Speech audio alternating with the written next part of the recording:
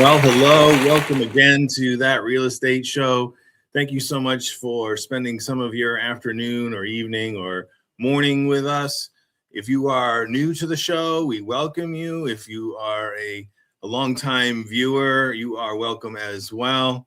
So thank you so much for spending some time here with us today. My name is Tim, and I will be your host as we dive into all things real estate. The goal of the show is to be educational and insightful, and hopefully we have a little fun along the way. So That Real Estate Show is gluten-free and has no trans fat. So let's get to today's show. In today's episode, we are going to talk about the 10 Commandments, and not the 10 Commandments that you're probably thinking of.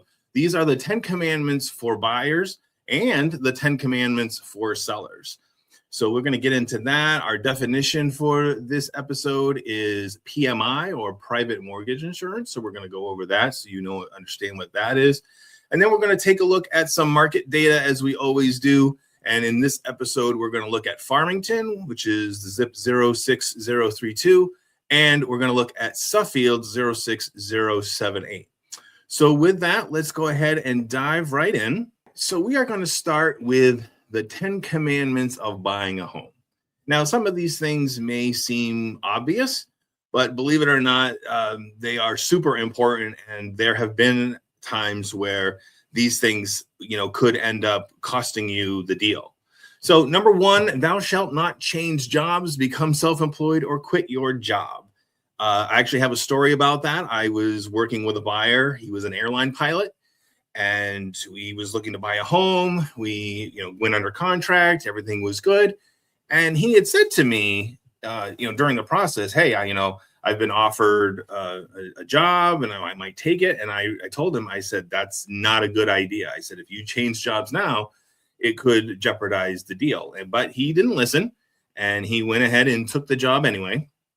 And on closing day, literally, we were at the final walkthrough. He got a call from his lender, and they said, hey, listen, we need to kind of pump the brakes here, because you just changed jobs. So we need all new documentation. So literally, he had to jump through hoops and resubmit all of his financials again because he had changed jobs. And even though changing jobs for him meant a promotion, meant more money, it didn't start out that way, because like in any job, right, there's a probationary period. And so you don't get paid your full salary right off the bat. Or at least you don't as an airline pilot. I didn't know that until this situation came up. So fast forward to the end, he ended up losing the deal because he got frustrated with his lender, and because they kept asking for the same thing over and over and over again, even though he had already provided that documentation. And so he walked away, and that meant he lost his deposit. So definitely changing jobs in the middle of a transaction is the easiest way to lose your deposit and to lose the house that you love so much. Number two, thou shalt not buy a car, truck, or van, or you might be living in it. And it's the same thing applies. So a lot of times people don't realize, so when you apply for a mortgage, the lender is going to check your credit, right? Well, they don't just do it once. So you may think, well, okay, they already checked my credit. I already qualified. I'm good to go. No, they're going to check it again. So they're going to check it at the very end to make sure you haven't incurred any more debt, that nothing has changed as far as your debt to income ratio and things like that. So buying a car or something like that could be very detrimental and could set you back, and again, may cost you the house. And number three is very similar to that. Thou shalt not use a credit card excessively or let current accounts fall behind, because again, they are going to check your credit at the end to make sure your debt to income ratio has not changed. So if you all of a sudden start buying furniture, number four, thou not spend money that you have set aside for closing. Number five, thou shalt not omit debts or liabilities from your loan application, and thou shalt not buy furniture on credit. So 1, 2, 3, 4, 5, 6, all are kind of the same because they all deal with the same thing, which is your finances.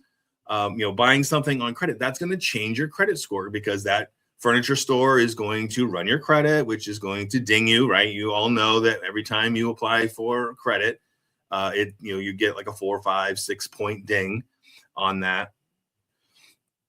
So 7, thou shalt not originate any loan inquiries on any inquiries in your credit. So again, that all goes back to what we were just talking about. Number 8, thou shalt not make large deposits without checking with your loan officer. Now, that's important too, because again, your lender is going to be looking at your finances with a fine-tooth comb. They're going to go over everything with a microscope, and they're going to want to know where every dollar has come from. So if, let's just say, you have a family member who has said, hey, congratulations on purchasing your new home. I want to give you some money for your closing costs, or I want to help you out. I'm going to give you some money for your deposit. That's all fine and good, but check with your lender first, because if all of a sudden they see this huge deposit, like a huge cash deposit or something that they can't account for, they're going to want to know where that's coming from, and that might delay the process. So especially when you're towards the end, and usually there's a letter that they can provide. It's some sort of gift letter so that the lender knows, hey, I'm gifting this person X amount of dollars. So that's where the money is coming from. So it's not a red flag. Thou shalt not change bank accounts. Number 9, that's also very important, because again, they're going to look at your finances very, very carefully, and they're going to want to see not only longevity with your employer, but they're also going to want to see longevity with your banking institution. They're going to want to see that you've been banking someplace for a very long time, or at least consistently for a while. And again, that all goes back to, are you credit worthy? If you're all of a sudden changing banks midstream, well, they're going to ask why. Why are you changing banks? And it could be innocent. It could be, well, I just got a better rate. I have a savings account and they were going to give me a better introductory rate, or, I changed banks because I'm moving, right? Because you're buying a house and, there's no branches near me. So I wanted to switch banks to a bank that has a local branch in my new area. Again, it's all fine and good. Wait till after closing to open that new account. And then number 10, thou shalt not co-sign on a loan for anyone. You don't want to, and again, even if you're not responsible for it, if you're somebody, a friend, a relative, a spouse, your child needs, a loan, wait till after closing to co-sign on that loan. Do not co-sign before you close. So those are your 10 commandments for buyers. And let's go ahead and we will look at now the 10 commandments for sellers. All right, number 1, thou shalt vacate the house for showings. Now, why is that important? Well, honestly, working with a lot of buyers, it's kind of, it just makes you feel uncomfortable when the seller is there.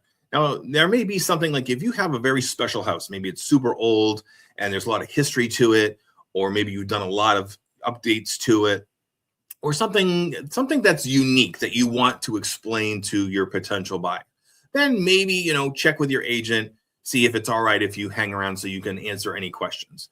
But by and large, buyers going to want to take their time and look at the house without feeling like someone's looming over their shoulder.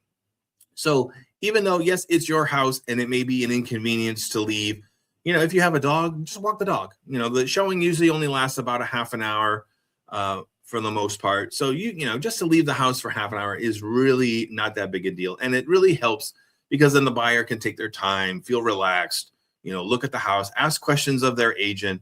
And again, if their agent doesn't know, then maybe when you come back, then they can say, hey, Mr. Seller, my buyer had a few questions about the house that I couldn't answer. So maybe you can shed some light on it for them. Number 2, thou shalt assume every day is a showing day. Keep it clean and clutter-free with pets properly secured. Some people may be allergic. Some people may be just afraid of dogs. Say you have a dog, maybe they're afraid of dogs because they've been bit or something like that. So, and you never know when a showing may come up on the docket. And if you're at work, you want to make sure that your house is kind of like presentable, right? Houses are lived in, right? So sometimes, there's clothes on the floor, or there's a jacket not hung up, or you forgot to put the laundry away, something like that. Just assume that every day could be a showing day, and, someone might be coming in your house. So you want to make sure that your house is kind of put together. I mean, when you go to a fancy restaurant, right, and they plate your food, they do it really nice and fancy. It's not like the McDonald's, right? McDonald's does not worry about presentation because it's fast food. So you kind of get the correlation there.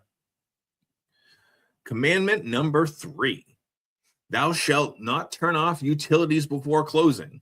Now, that's important, obviously, because If you are vacating the home, and maybe you've purchased a new home as well, and you're now living in that new home before your closing of the sale of your house, you don't want to turn off the utilities, because especially like, okay, now is the beginning of February and it's been minus 100 for the last 3 weeks. You don't want your pipes to freeze. You don't want things to happen to the home because you turn the heat off prematurely or you turn the electricity off prematurely. That all usually happens through the closing process. I have a concierge service that I use that helps buyers to switch over the utilities in their name so that on closing day or the next day, whatever they happen to schedule, that all the utilities transfer into their name so that there's a continuous, stream of power and heat to the home. And, because that's just super important. You don't want something to happen while you're not living in the house. And because if let's just say that does happen and the pipe bursts on closing day, well, the buyer's not responsible for that. The seller is responsible for that. So now you have to fix whatever just went wrong in the house, even on closing day. So that's going to postpone the closing. And so you want to make sure that the power stays on and the heat stays on. Number 4, thou shalt fill out property condition disclosure completely and disclose all known defects. That's huge, because if there's a material defect or a functional defect or something of a house and you don't disclose it, that could come back and bite you later. So you don't want that to happen. So you want to fill out that property condition disclosure as completely as possible and disclose everything that you know about the house. Now you say, well, Tim, what do I do if I don't know? Well, that's a great question. On that form, there's actually 4 boxes: yes, no, unknown, or not applicable. So as you're going and filling out that form, and your agent, like myself, if I'm helping you list your home, I can help you fill it out. I can't fill it out for you, but I can help you fill it out, help you understand the questions. But they're all usually pretty straightforward. Like, how old is the roof? If you don't know, you check unknown. If it's going to ask you, is there an issue with any water in the basement? If you know that there is, you have to say that you know that there is, and then it gives you an area where you can fill out what the issue is. And if there's something that's been addressed, that's a perfect place to put that. Hey, yes, we had water last winter because we got 15 feet of snow and, we developed a small leak, but that spring we had someone come in and they waterproofed the basement. Perfect place to put that. And then that gives that buyer some peace of mind. Say, okay, this seller is on top of things. They have taken care of issues that have arisen in a timely manner. So I'm sure that they did that in other areas as well. So if there was a leak in the roof or what have you, you're just going to want it. Then that's a perfect place to put that too. Hey, we had the roof replaced in 2025. So the roof is brand new. It's a 30-year roof or whatever. And save those receipts. That's another thing that you can do as a home seller, is put together like a little notebook or even just a little cheat sheet if you have Word or something like that, or Excel. List out the things you did. In 2020 we did the roof. In 2022 we put in a new heating system or whatever, and save those receipts, because sellers or buyers, they may want to see that, because they'll want to know, who did you use? Because in the future maybe they'll want to contact that same company because, hey, they're the ones who put in the heating system, and so who better to service it, right, than the person who put it in. So save those items and give it to your listing agent, and he can create a little book, so that the buyer can kind of flip through it as they're walking around and say, oh, look at all the things that they did to the house. All right, commandment number 5: thou shalt not stop paying the mortgage. I mean, that sounds maybe kind of obvious, but you don't want to do that, because you don't want to create issues at closing where there's money that is owed on the mortgage, maybe a late fee, or maybe, God forbid, the lender has started foreclosure proceedings on you. So you just keep paying the mortgage. And then number 6, thou shalt not consult Zillow to determine your sales price. That is what your agent is for. I had 2 episodes earlier. If you didn't see them, go back and watch them. I did a 2-part episode on what is, the issue with Zillow. I tell people all the time, the A in Zillow stands for accuracy, because there is no A in Zillow. Would they be close? Maybe. And will they be in the ballpark? I would say probably more often than not, yes. But their algorithm cannot take into effect and take into account the different things that are going on. If you own a ranch, you're not going to compare that to a Cape or to a Colonial, because it's not really the same kind of house. Square footage is the important part there. But you also want to compare apples to apples. You know, if you have a ranch, you want to compare it to other ranches in your neighborhood. You don't want to compare it to a contemporary. So that's what your agent for. Rely on your agent. And you know what? At the end of the day, your agent works for you. Price it competitively to draw interest, right? You don't want to price it so high that people immediately look at it and go, well, that's not worth it, so I'm not even going to bother looking at the house.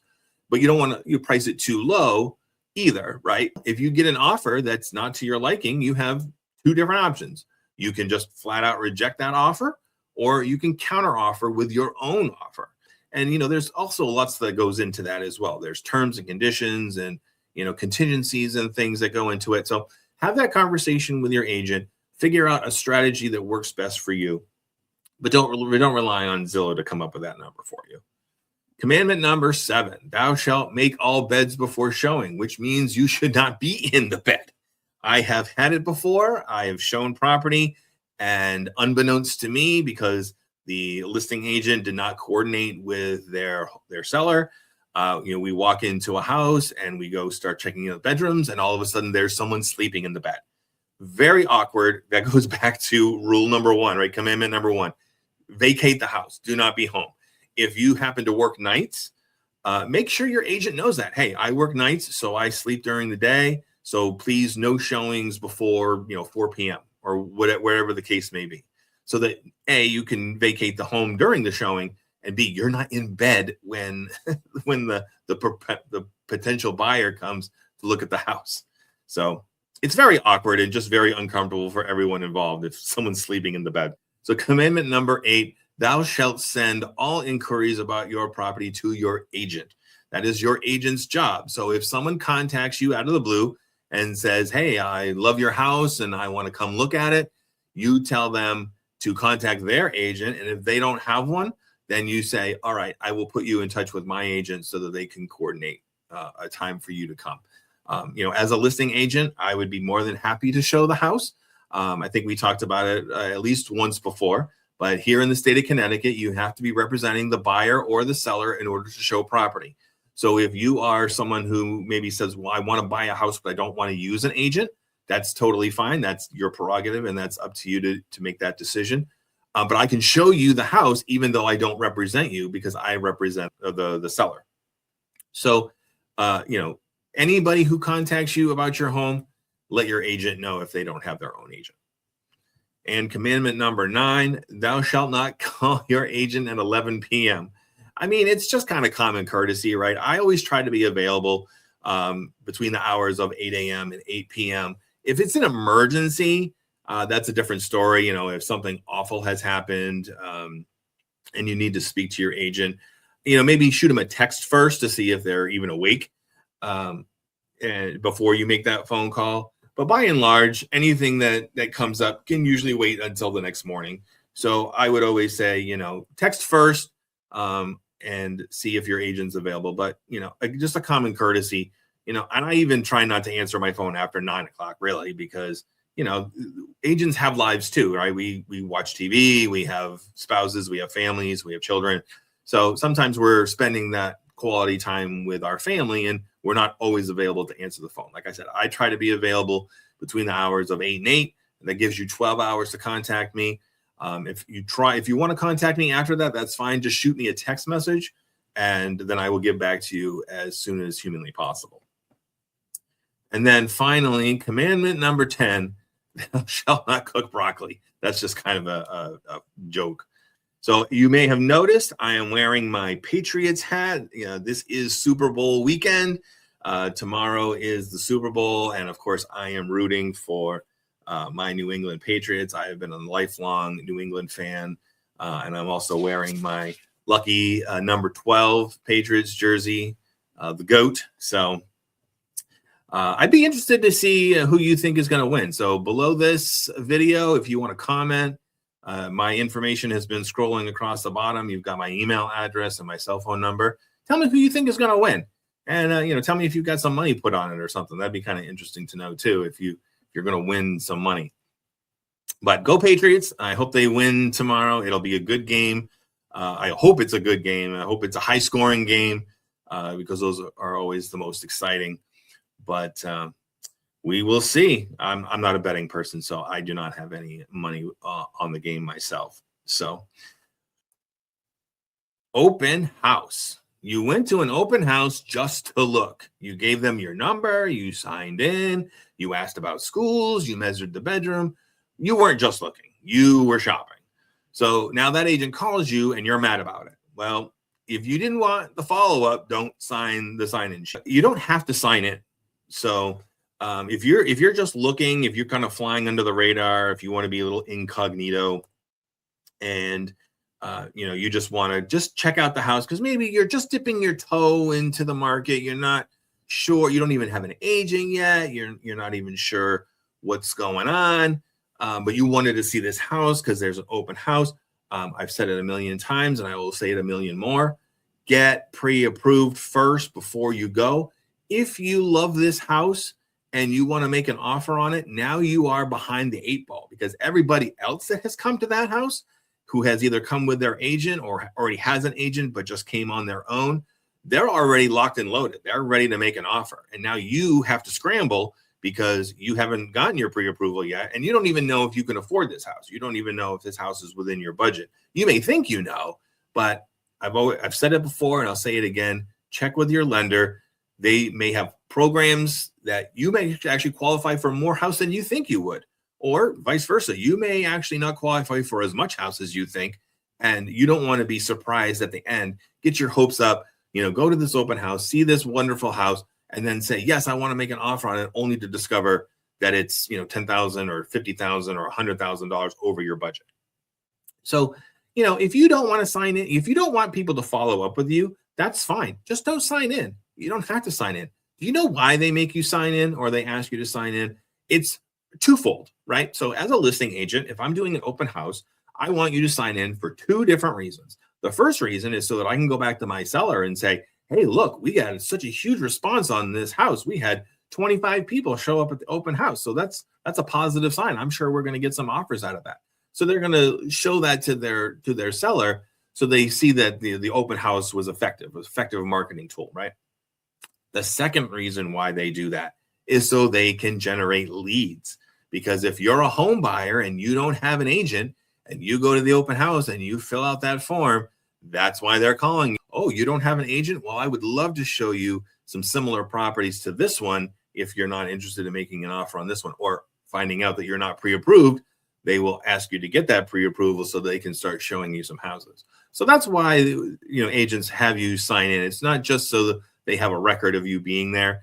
It's so they can promote the house, and so they can show their seller that the open house was effective, but also so that they can gain some leads as well. So that's that. Our mortgage terminology for this episode, again, we mentioned in the beginning, private mortgage insurance.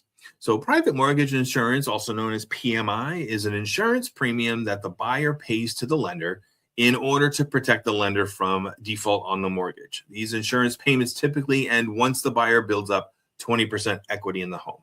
So I think we talked about this before. So if you're only putting down 3%, if you're going FHA or VA or something VA, you can do 100% financing. But if you're doing FHA or CHFA, I know we had our episode last time with Mandy Miller on CHFA and the Time to Own program. Super awesome program. Take advantage of it if you can. So if you're only putting down, 1, 2, 3%, 3.5%, or even 10%, whatever it is, you have to build up to that 20% in order to get rid of that PMI. I think I mentioned it once before too. Some products, I think some VA or FHA loans, actually the PMI stays on for the life of the loan.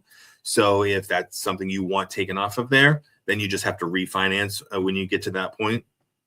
But typically it falls off by itself.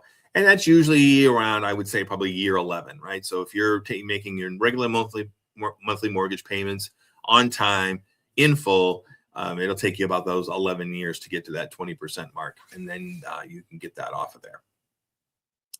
So now we are on to our local market report for February. Again, we are looking at Farmington. So this is 06032.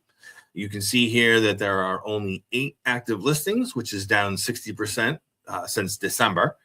And the median days on market is up 185% to 157 days. And there's been one new listing in the last 5 days.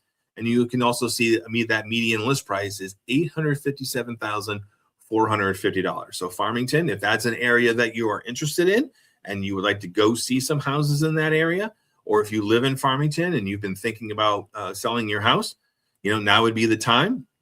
Don't wait for spring, because if you wait for spring, here's what's going to happen. Everybody else who was thinking about selling their house, who's been waiting for spring, their house is going to hit the market. And then all those buyers who have been waiting for spring are going to all come out of the woodwork, and you're going to end up with more competition than you would right now. So like I said, you can see there's only 8 active listings. That means there's only 8 other houses that you have to compete against.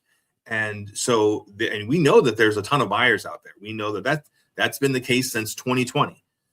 There have been a surplus of buyers and not enough inventory.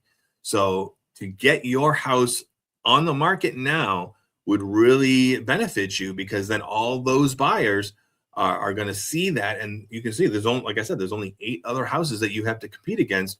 So, chances are in the spring, you're going to see that number jump up. So we will take a look at that maybe in May or June. We'll see what that number does. And again, median means that middle number. So that's just between 1 and 10. The median is 5. So 157 days, that means there's probably been a house that was on the market for like 300 days. And that median price, again, that's that middle number. Suffield is 06078. You can see that there are 11 active listings. That's down 30% from December. And the median days on market is 27. That's also down 38%. One new listing in the last 5 days, and that median list price of $498,500. So again, if you live in Suffield, or if you want to buy a house in Suffield, give me a call, shoot me a text message. We'll go out, we'll take a look at some houses. Or if you want to list your house, I'd be more than happy to provide you with a free comparative market analysis to tell you what I think your house might sell for. And again, now is the time. Definitely get your house on the market now, because I know we've talked about this before as well. When a home buyer makes an offer, it's usually at the very least, it's usually 45 to 60 days before they close. So this is now February. You could talk about moving out in April. So that's, hopefully we'll have some better weather in April, and the snow will be starting to dissipate and go away. So you got to think ahead, because it does take time. And I'm just talking like as if you got an offer today. If you put your house on the market today and got an offer today, that would be the earliest you would be closing, would be sometime in April. So getting it on the market now is definitely the way to go. And like I said, you can always reject the offer. If you get an offer that's lower than your expectation or lower than what you would like to accept for your home, you can always counter it. You don't have to accept it, or you could just flat out reject it if you want. So you are in control. When you are selling your house, you're the boss. And myself as an agent, I'm there to work for you and to get you, of course, the best possible price with the best terms, for you. So before we go, just wanted to mention, I think I've mentioned it before, but I am a Lion here in Windsor Locks. I am part of the Lions Club, and I wanted to promote our 2026 Bradley Road Race. Now, you may be familiar with this, or this may be the first time you're hearing of it, but if you're a runner, or if you know somebody who's a runner, we would love it if you would come and join us. It's always the last Saturday of March. So you can see this year it's Saturday, March 28th. This is our 30th anniversary. So there's a 5K and a 10K, and it starts and ends at the Windsor Locks High School. So like I said, if you are a runner, or if you know somebody who's a runner, we would love it if you would come out. The Lions do a lot of great work in the community. We build ramps for people who are disabled and have a hard time getting in and out of their house. So that's one thing we do. We do eye exams for kids. We collect eyeglasses. You may have seen eyeglass mailboxes around town. So again, you may be seeing this, you're somewhere else. We would love to see people from like maybe the Boston Marathon and New York City Marathon come and run in this race as well. And we just would like to encourage everyone to come out and to participate in the road race. So that's about it for me today. I want to thank everybody for watching this episode of That Real Estate Show. I truly appreciate all the support. It seems like we're getting a lot of views on Facebook. So thank you if you're on Facebook, if you're on Twitter, if you're on Instagram. We are also on Spotify. If you do your podcasts through Spotify or through Apple Podcasts or Google Podcasts, you can find us there as well. So thank you so much. Leave me a comment, like and share, subscribe. Let your friends know if you know somebody who's looking to buy or sell. Just let them know about the show. And also, just as a reminder, if anybody sends me a comment or a question and I use it on the show, they will get a That Real Estate Show sticker for free. I will send that to you. I ordered those. Go to w.gg. That's our sponsor. If you are into energy drinks, if you drink Red Bulls or if you drink Monsters and you like the caffeine but you don't like the crash, I highly recommend going to w.gg. That's been scrolling across the bottom as well. Go to their website and use That Real Estate Show with the exclamation point, and you get 10% off your order. I love it. I've been drinking it now for like 2 weeks. It's really great. It has caffeine. It gives you that energy without the crash, and it tastes great. So I would recommend it to everybody. If you're a gamer, if you stay up late, or like I said, if you need the caffeine but you don't want the crash that coffee usually gives you, then check it out and you can get 10% off your order. So thank you again for watching, and I will see you next time.